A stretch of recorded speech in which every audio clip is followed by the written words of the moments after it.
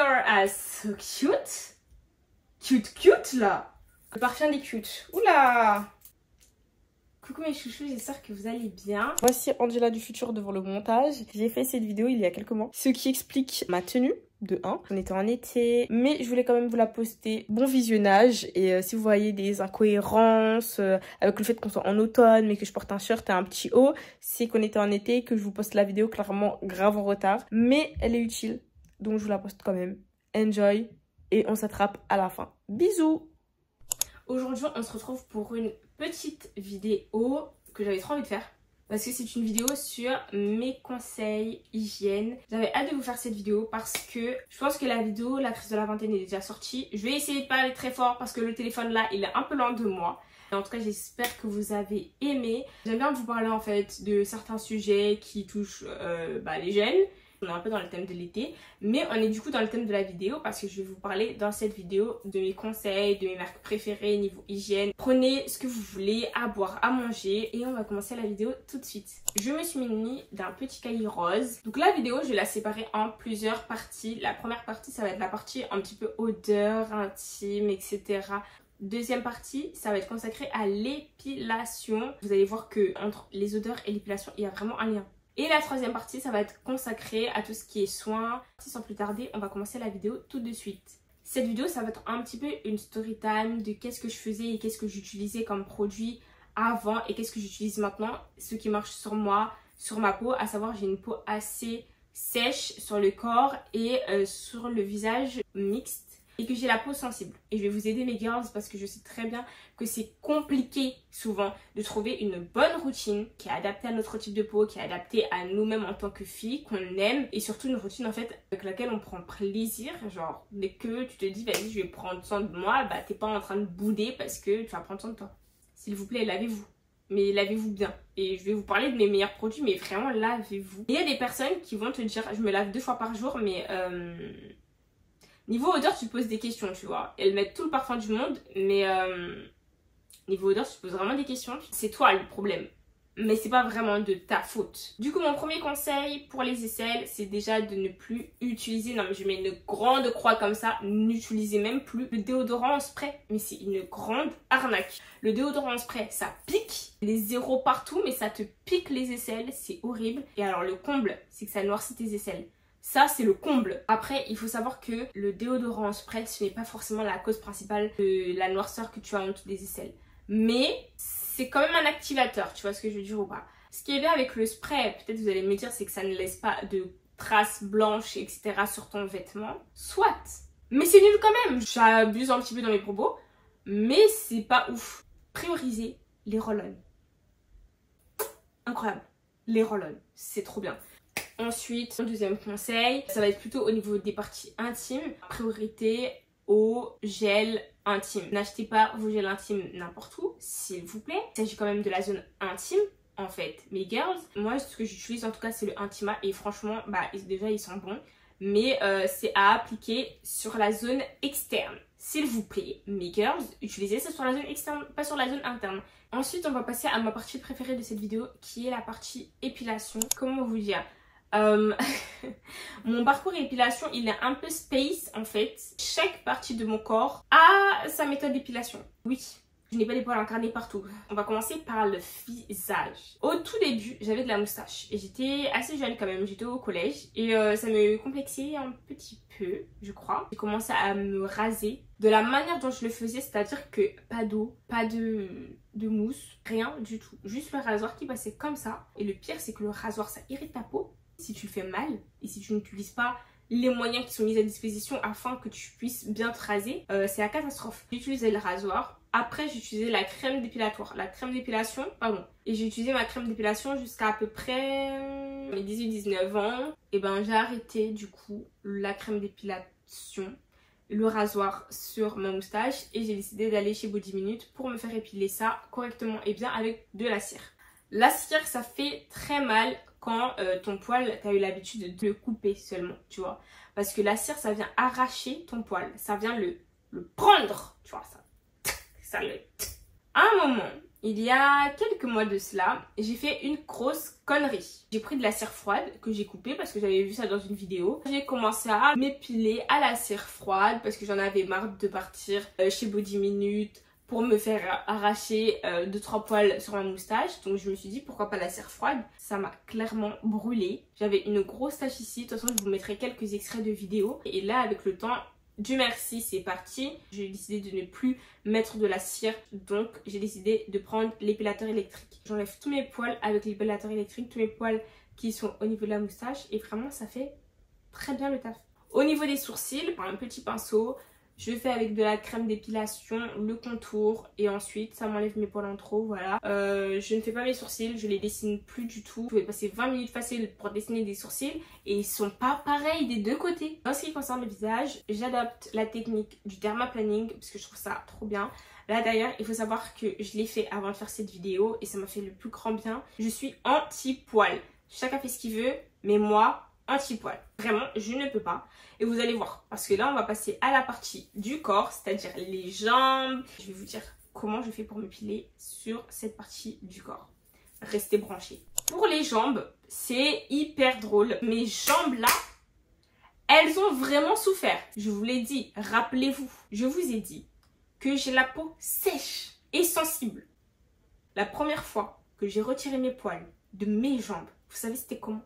J'étais à la douche, pas d'eau, on oublie, ça n'existe pas. J'ai juste pris un rasoir et j'ai retiré mes poils comme ça. Je me rappelle, j'étais folle parce qu'en fait, je pense que j'avais pas demandé à ma maman pour retirer mes poils. Alors du coup, je suis partie dans ma chambre, j'ai pris son rasoir et j'ai commencé à enlever mes poils dans ma chambre. Et puis vous voyez, tes poils que tu n'as jamais retirés de ta vie, bah tu vois un petit paillasson. Mais qu'est-ce que je me sentais lisse. Mais qu'est-ce que j'étais aussi idiote. Prendre un rasoir qui n'est même pas à toi. Donc ça c'est un truc qu'on ne fait même pas. Vraiment, si tu t'es jamais épilé, etc. De toute façon la génération d'aujourd'hui, vous avez tous TikTok. Donc c'est sûr que vous savez déjà comment vous épiler à 12 ans. Mais moi tu vois à 12 ans, et ben je savais pas comment m'épiler en fait. Il faut savoir bien sûr que les conséquences ont été, j'ai fini avec des jambes un peu brûlées, tu vois. Enfin brûlées, j'exagère, mais en tout cas j'avais des cicatrices de fou malade, genre sur toute ma jambe. Ensuite la crème d'épilation. C'était la deuxième étape parce que bah du coup je voulais quand même retirer mes poils et je voulais les retirer sans me faire mal. Et puis c'était, de toute façon la crème d'épilation c'est un peu la méthode que tout le monde a utilisée dans sa vie. Et ensuite la cire, donc je suis allée chez, au début je suis allée chez Yves Rocher. Et ensuite je suis partie chez Body Minute. Mes poils repoussaient beaucoup plus fins, ma peau était beaucoup plus douce, etc. Vraiment ça m'a beaucoup aidé dans ma transition. Sauf que vous connaissez votre go, je suis hyper impatiente. Je n'ai pas le temps d'attendre que mes poils ils poussent suffisamment pour aller chez Body Minute et m'épiler. Du coup, je suis retournée au rasoir. Vraiment, c'est la meuf qui n'a pas pris conscience que le rasoir c'était pas bien quoi. J'ai vu une vidéo sur YouTube de ma go, ma chérie coco, Ashley. Elle faisait sa routine hygiène. Girl! Girl! You speak me. Ou you speak to me. You speak, tu me parles, tu me causes. Elle disait clairement en fait dans sa vidéo qu'elle avait pas la patience en fait pour attendre que les poils poussent pour pouvoir les arracher. Sauf que avec la cire, le problème, les esthéticiennes, quand tu vas aller là-bas, tu vas leur dire oui t'as envie de retirer tes poils, elles vont te sortir un truc du genre ouais mais il faut laisser tes poils un peu plus pousser parce que là ils sont trop courts pour qu'on te les enlève. Donc ça veut dire que moi je m'épile à la cire, après ça tienne 2 semaines. Et en fait, je dois attendre encore 3 semaines avant que le poil soit assez long pour pouvoir les retirer. Sauf que pendant ces 3 semaines, je peux pas mettre de robe, je peux pas mettre de jupe parce que je ne supporte pas de voir mes petits poils. Surtout que moi, j'ai une peau de fraise. La cire, ça commençait vraiment à me tendre les nerfs. T'as une sortie à l'improviste, etc. Donc t'as pas eu le temps de prendre rendez-vous chez Body Minute. Body Minute, de toute façon, c'est déjà fermé à 20 h, mais on t'a prévenu que tu allais sortir à 20 h 30. Donc là, c'est foutu pour foutu. Le magasin à côté, il n'y a pas de cire chaude. Enfin, tu fais comment? Donc moi je suis I'm so sorry but non. Après il y a des gens qui vont me dire en commentaire oui mais tu peux très bien utiliser la cire chaude et en même temps le rasoir et en même temps non. Fin du game. Le rasoir c'est pas une mauvaise chose. C'est ça que j'essaie de vous dire en fait depuis tout à l'heure. Quand tu as la bonne méthode d'utilisation, le rasoir en soi ce n'est pas une mauvaise chose.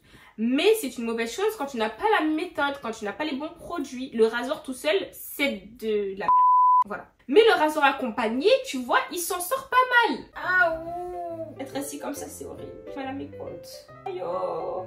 Ayo bandé. Eh, qui est C'est important de bien s'épiler et quand tu t'épiles, il faut préparer ta peau. C'est-à-dire bien l'exfolier avant, même après et voilà. On n'a pas le temps d'avoir une peau de porc-épic. On n'a pas le temps.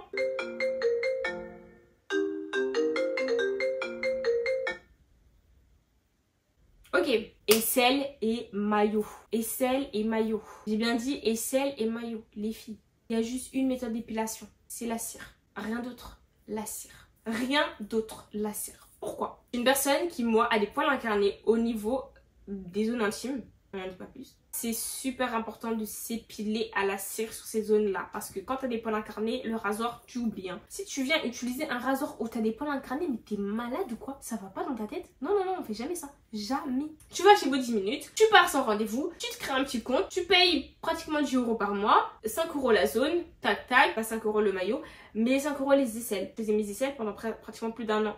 Chez Body Minute, j'ai vu énormément de changements. Déjà, au niveau de la noirceur de mes aisselles, ce n'est plus noir. Merci Seigneur. Ça te retire bien tes poils. Les poils, ils repoussent beaucoup plus fin. Donc, t'as moins d'odeur. Même quand tu transpires, t'as pas d'odeur. Après, quand tu utilises les bons produits, déodorants, etc. et tout ce que je vais vous citer après, c'est la base des bases. Ensuite, au niveau du maillot, il n'y a pas mieux aussi. Et d'ailleurs, en parlant d'épilation à la cire, on va partir sur la troisième partie de cette vidéo qui sont les produits, les soins, etc. et ce que j'utilise. Je vais commencer déjà par m'énerver. Oui. J'ai passé énormément de temps aujourd'hui à tester des techniques qui m'ont fatigué le cerveau. Oui. J'ai acheté aujourd'hui une cire qui s'appelle la cire Jolie. Bref, vous connaissez la marque Jolie. Et c'est la cire caramel. Je me suis dit, vas-y, c'est pas mal. C'est vrai que s'épiler chez une esthéticienne, c'est bien, mais ça a quand même un coût. Oui, c'est du money, c'est de l'argent. C'est des pesos quand même. J'étais comme ça, toute contente. Je pars au casino, j'achète ma petite cire, je regarde les avis après l'avoir achetée, bien évidemment. Et en fait, je me rends compte qu'elle est nulle. Ça m'a trop énervée. J'ai horreur qu'on me fasse mal pour rien. Tu arraches, mais en fait, tu n'arraches pas tes poils, tu arraches ta peau. C'est une cire qui n'est pas froide, mais c'est une cire qui n'est pas chaude non plus. Tu vois, c'est une cire médium, genre. Ok. Je ne dis pas que la marque Jolie n'est pas une bonne marque, etc. Moi, j'avais jamais testé. C'était la première fois que je testais avec cette cire-là. J'étais trop vénère. J'étais vénère. Et puis, deuxième produit que j'ai testé qui m'a... Oh là là. Si je me rappelle, c'est que ça m'a surpris. Le déodorant Sanex. Je regarde une vidéo, je me dis, vas-y, le déodorant, il doit être hyper bien, etc. Zéro parabène, zéro odeur, zéro truc. Je me suis dit, pas mal. Je l'ai acheté. Nul. Et alors lui il est nul plus. C'est-à-dire que lui il est nul avec des effets. Après je dis pas que le truc est nul, mais je dis que le truc a eu des effets néfastes sur moi. Il m'a fait des boutons. Ça me démangeait l'aisselle. Ça pique en plus de ça. Tout à l'heure je vous ai parlé des déodorants en spray qui piquent, mais alors là c'était le déodorant roll-on qui pique. Zéro odeur, zéro parabène, zéro colorant, zéro je sais pas quoi. Mais en fait zéro, mais tu es un mytho. Maintenant on va passer à des choses un peu plus positives si vous voyez ce que je veux dire. Important d'utiliser des bons produits et des produits qui sont adaptés à ton type de peau. Ça va te permettre en fait de tout simplement choisir tes produits en fonction des bienfaits qu'ils pourront t'apporter. Le savon, c'est la base. Mais quel savon? Moi honnêtement pour le visage, j'utilise que des savons solides. J'ai toujours cette impression que le savon solide, il va mieux la nettoyer. Donc moi comme savon solide que j'utilise, c'est le savon au lait d'ânesse. Une tuerie d'en trouver en supermarché, c'est trop bien. J'ai jamais testé celui au lait de chèvre. Il faut vraiment trouver des très bons savons à des prix très abordables. Ça te laisse une peau toute douce, illuminée, hydratée, éclatante. Pour le corps, j'utilise aussi un savon solide. Après ça, je varie. Hein. Souvent, c'est savon solide, donc au lait d'ânesse ou autre. Souvent, c'est les savons liquides. Et comme savon liquide, mon préféré, c'est ma marque favorite. Hein. Dove. Pépite. Vraiment, Dove, c'est incroyable.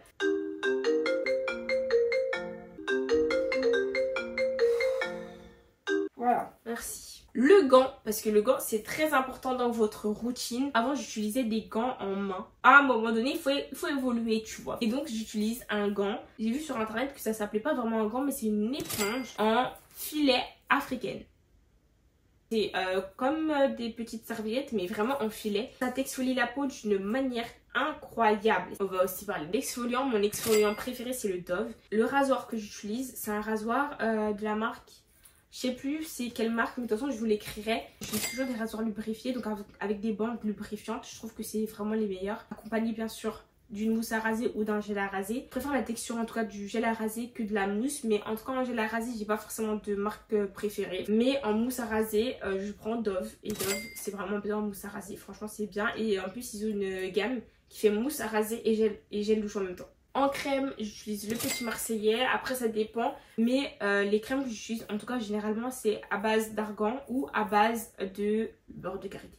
En déodorant, moi je vous conseille les déodorants de Ushuaïa. Ils ont une odeur, genre quand ils te disent senteur vanille, mais ça sent vraiment bien fort la vanille. Après vous avez aussi bien sûr The Ordinary.